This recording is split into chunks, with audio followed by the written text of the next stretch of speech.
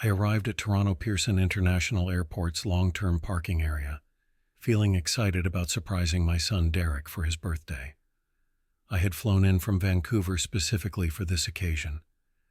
As I walked through the rows of parked cars, something unusual caught my attention. There was a silver Honda Civic with fogged-up windows, and I could see movement inside. When I got closer, my heart sank. Inside the car was my son Derek, asleep in the back seat with his 5-year-old twin boys, Leo and Jasper, curled up next to him under a single blanket. It was March, and they were living in an airport parking lot. I knocked on the window and Derek's eyes opened suddenly. Through the glass, I saw an expression I had never witnessed on my son's face before. Pure shame. He opened the door slowly while the boys continued sleeping. His voice was hoarse when he asked what I was doing there. I couldn't keep my composure and demanded to know what was happening, where the house was, where Amanda was, and why he was living in his car with my grandsons. Derek looked away and said it was complicated. I told him there was nothing complicated about sleeping in a parking lot with 5-year-old children in March. The boys began waking up, and Leo rubbed his eyes, calling out to me. I suggested the boys come with me for breakfast while Derek and I talked privately.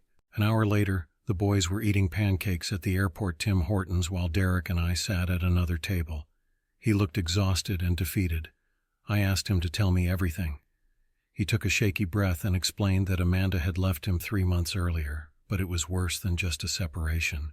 She had taken everything, the house, the bank accounts, and all the business money. I asked how she could take the house when it was in both their names. Derek explained that Amanda had convinced him to sign papers putting the house solely in her name, claiming it was for tax purposes. He trusted her and signed the documents. Then one day he came home from work to find the locks changed and a restraining order against him. Her lawyer claimed Derek was mentally unstable and dangerous, saying he had been threatening her. I told him that was absurd because he had never been violent in his life. Derek agreed, but explained that she had what appeared to be evidence. Her lawyer presented text messages he supposedly sent and emails, along with witnesses who claimed they had seen him acting erratically. Her parents supported every accusation, painting him as an unstable and controlling husband, and the judge believed their version of events. I asked about the money, specifically the $150,000 I had invested in his startup. Derek's face crumbled as he told me it was gone. Amanda had been managing the business accounts, and the day before she left, she transferred everything to an investment account belonging to her father. She claimed it was a legitimate business loan they had discussed, and Derek had no proof otherwise because she handled all the paperwork. I asked about the boys. Derek explained that the custody hearing had been 2 weeks earlier, and he lost. He only got supervised visitation twice a week. The rest of the time, the boys stayed with Amanda and her parents.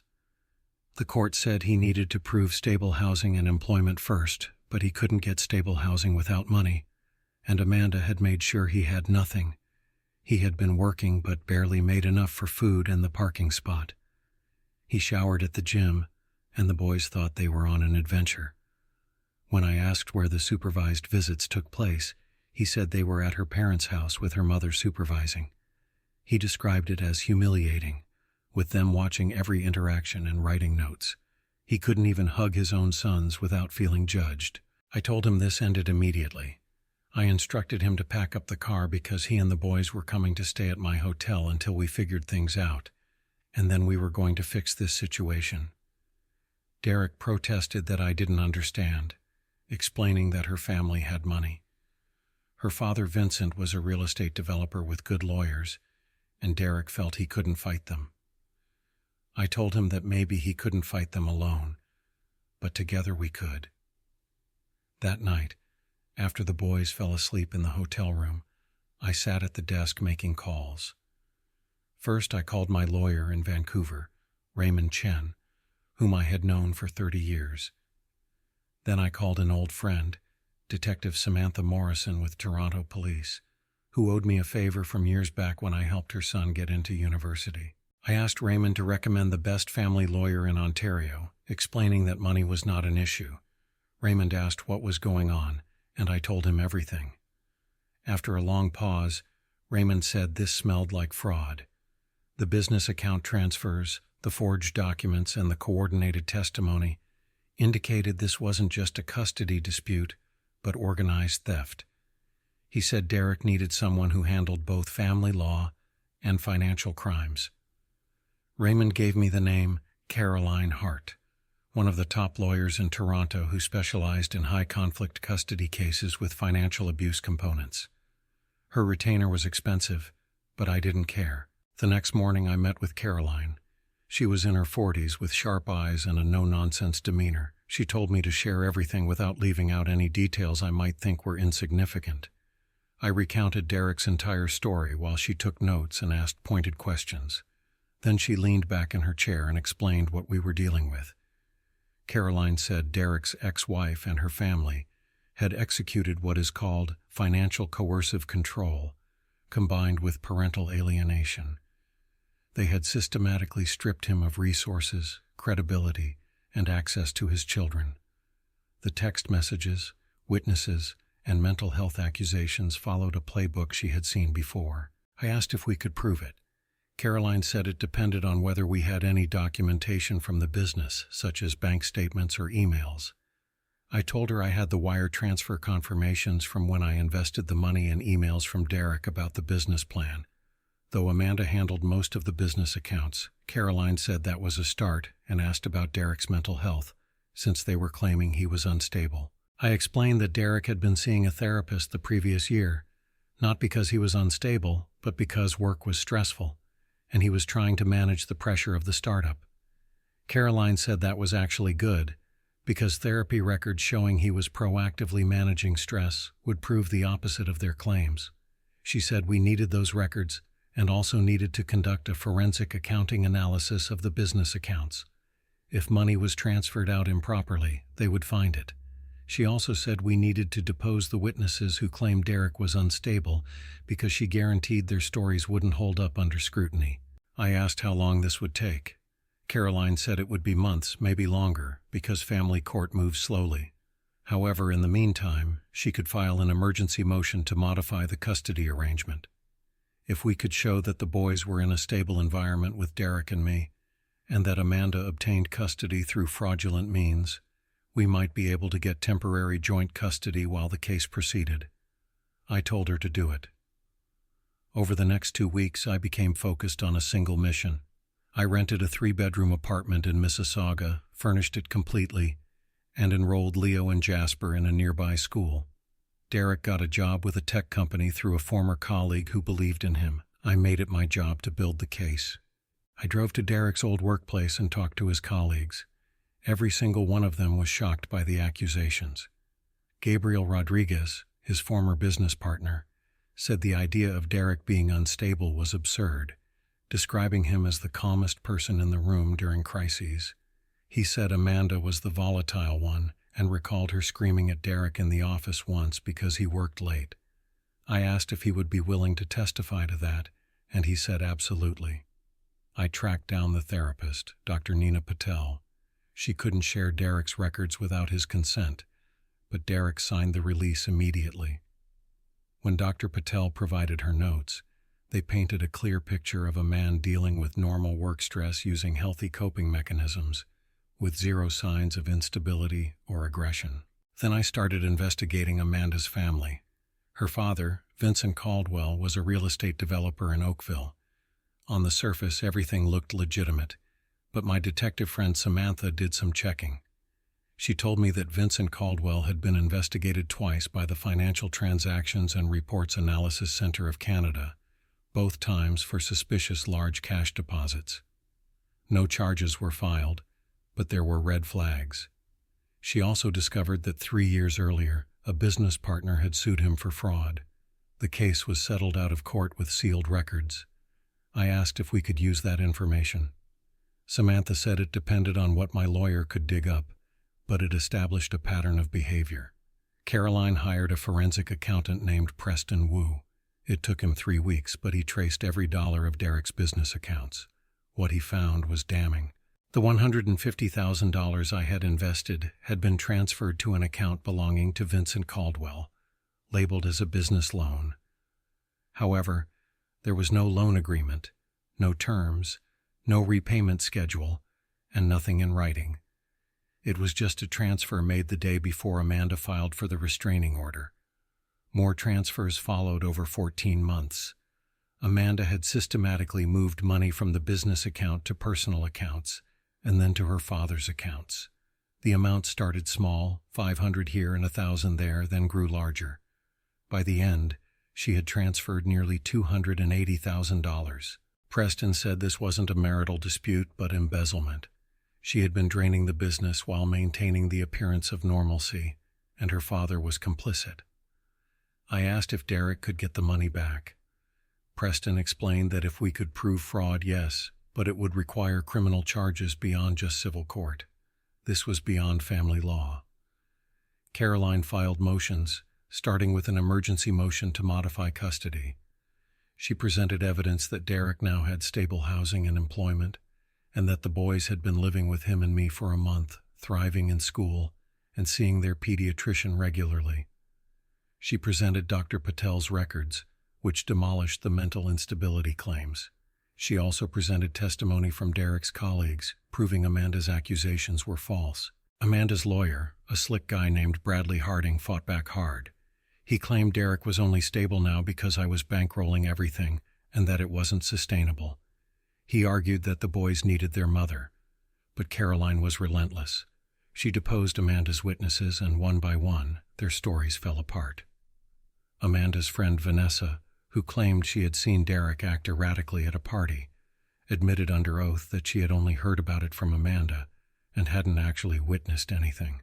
Amanda's neighbor, who claimed Derek had shouted threats, admitted he had never actually heard the words, but had just seen Derek looking angry through a window. The supervised visits became our strongest evidence. I attended several with Derek. Amanda's mother, Diane Caldwell, sat in the corner with a notebook, writing constantly. What she didn't know was that Derek had started recording the audio of every visit on his phone, which was legal since it was in a shared space with consent posted on the wall. The recordings showed the boys were happy and well-adjusted, excited to see their father. They called him Dad unprompted, hugged him and told him about school. There was zero fear or hesitation. They were normal kids with their normal father. However, Diane's notes painted a completely different picture, claiming the father appeared agitated. The children seemed withdrawn, and the father's tone was aggressive. These were all lies, all documented lies that were contradicted by the audio recordings. Caroline submitted the recordings to the court with a motion to end supervised visitation, arguing that the supervision was being weaponized to create false evidence. Then came the forensic accounting report. Preston had traced every fraudulent transfer. Caroline didn't just submit it to family court, she also submitted it to the Police Fraud Division and to the Canada Revenue Agency. Vincent Caldwell was now under investigation for tax evasion and fraud, and Amanda was facing potential criminal charges for embezzlement. The custody hearing was scheduled for July, 6 months after I had found my son in that parking lot. The courtroom was tense. Amanda sat with her parents and her lawyer, looking confident. Derek sat with me and Caroline, looking nervous but determined.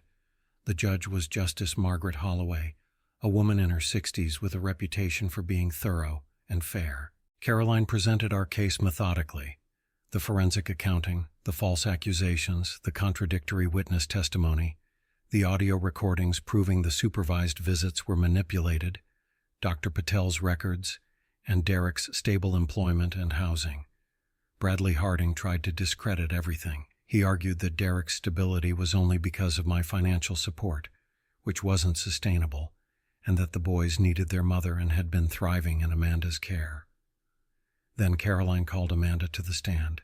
She asked Amanda if she had testified that she transferred funds from the business account to her father's account as a business loan. Amanda confirmed this was correct. Caroline asked where the loan agreement was. Amanda said it was a verbal agreement. Caroline questioned whether this was a verbal agreement for $150,000, and Amanda said yes, explaining that her father was helping them during a difficult time. Caroline asked why it was difficult, noting that according to bank records, the business was profitable with strong revenue. Amanda hesitated and said Derek was spending recklessly. When Caroline asked on what, Amanda said she didn't know because Derek handled expenses. Caroline pulled out bank statements showing that Derek's personal spending was consistent and modest, covering rent, groceries, utilities, and transportation. Meanwhile, Amanda's personal credit card statements showed charges at high-end restaurants, boutiques, and spa services totaling over $30,000 in 6 months. Caroline asked if Amanda would call that reckless spending. Amanda replied that she deserved to enjoy the success of the business. Caroline asked if it was Amanda's business or a joint venture with her husband funded by his father's investment. Amanda said it was joint. Caroline then asked why Amanda transferred the funds without Derek's knowledge or consent. Amanda claimed he knew. Caroline pulled out phone records showing no calls or texts to Derek on the day of the transfer and no discussion. The transfer happened at 9 in the morning while Derek was at a client meeting across town. Caroline asked how he could have known. Amanda's face flushed and she said she didn't remember the exact details. Caroline remarked that this was convenient. Caroline moved on to discuss the mental health accusations. She noted that Amanda claimed Derek sent threatening text messages and asked where these messages were. Amanda said she deleted them because she was afraid. Caroline questioned why Amanda would delete the evidence if she was afraid, but kept screenshots to show her lawyer. Amanda said yes. Caroline explained that the screenshots Amanda provided had been analyzed by a digital forensics expert who found signs of manipulation. Timestamps didn't align with phone records, and message threads were incomplete. In fact, the metadata showed these images were created on a computer, not captured from a phone. Caroline asked Amanda to explain that. Bradley Harding objected, but the judge overruled. Amanda stammered that she didn't know and suggested maybe her phone was acting up. Caroline suggested that maybe these messages were fabricated. The courtroom fell silent. Caroline continued, noting that Amanda also claimed Derek was mentally unstable, yet Dr. Nina Patel's records showed no signs of instability. In fact, they showed a man proactively managing normal work stress. Caroline asked if Amanda was aware of these records when she made her accusations. Amanda said no. Caroline asked if Amanda had ever encouraged Derek to see a therapist. Amanda said no. Caroline summarized that Amanda claimed Derek was unstable, but never encouraged him to get help, and when he did get help on his own, she used it against him. Amanda didn't answer. Caroline turned to the judge and stated that what we had here was a deliberate, coordinated effort to destroy a father's relationship with his children while stealing his financial resources. She said the evidence was overwhelming. Fraudulent financial transfers, fabricated text messages, false accusations, and manipulated supervised visit reports. She argued that Amanda Caldwell and her family had weaponized the family court system for financial gain. Bradley Harding stood and told the judge that his client made mistakes, but her primary concern had always been the welfare of her children. Caroline shot back, asking if Amanda's primary concern was the children. Why did she allow them to believe their father abandoned them? Why did she restrict his contact? Why did she create an environment where those boys thought their dad didn't want them? She pointed out that the audio recordings showed children who loved their father and were happy to see him. This wasn't the behavior of children who had been protected from an unstable parent, but rather the behavior of children who had been lied to. Justice Holloway looked at Amanda and said she had reviewed all the evidence. The forensic accounting, the digital analysis, the witness testimony, and the audio recordings. She found it deeply troubling that Amanda had made serious accusations against her ex-husband without credible evidence. She found it even more troubling that funds were transferred out of a jointly owned business without proper documentation or consent. The judge turned to Derek and said she had also reviewed Dr. Patel's records and his current living situation. He had stable employment, stable housing, and his sons were clearly thriving in his care. She saw no evidence of the instability claimed by his ex-wife. Justice Holloway announced she was ordering an immediate modification of custody. Joint legal custody would be shared equally between both parents, and physical custody would be split 50-50, with both parents having equal parenting time. Supervised visitation was terminated, and Derek would have unsupervised access to his children effective immediately. Amanda gasped, and her mother stood up, calling the decision outrageous. The judge told Mrs. Caldwell to sit down because she wasn't finished. She was also ordering that Amanda Caldwell repay the sum of $280,000 to Derek Reeves, representing funds improperly transferred from the business account. If repayment was not made within 90 days, she would authorize seizure of assets. Furthermore, she was referring this case to the Crown Attorney's Office for potential criminal prosecution, because this court did not take kindly to fraud. She struck the gavel and adjourned the court. Derek's knees buckled, and I caught him. He was crying, but these were tears of relief. Outside the courtroom, Leo and Jasper ran to him. They had been in a waiting room with a social worker.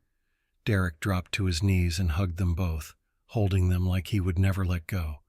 Leo asked if they were going home, and Derek said yes, they were going home. 3 months later, Amanda's father, Vincent, was charged with fraud and tax evasion. Amanda herself faced charges of embezzlement.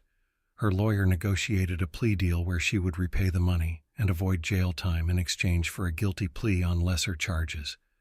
The money came back, most of it anyway. Legal fees had eaten a chunk, but Derek had enough to restart. He launched a new business, this time with ironclad contracts and a lawyer reviewing everything.